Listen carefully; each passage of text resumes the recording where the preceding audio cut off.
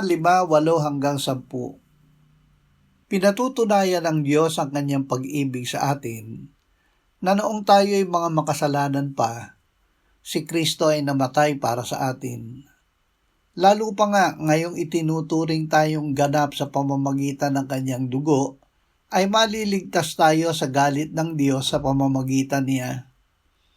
Sapagkat kung noon ngang tayo'y mga kaaway ay pinakipagkasundo tayo sa Diyos sa pamamagitan ng kamatayan ng kanyang anak, lalo ngayong ipinagkasundo na ay maliligtas tayo sa pamamagitan ng kanyang buhay.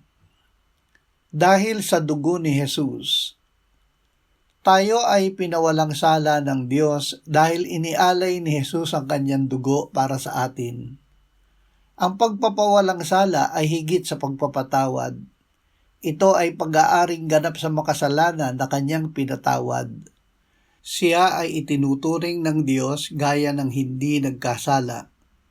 Ito ay dahil lahat ng kanyang kasalanan ay pinatawad at nilinis na ng dugo ni Jesus.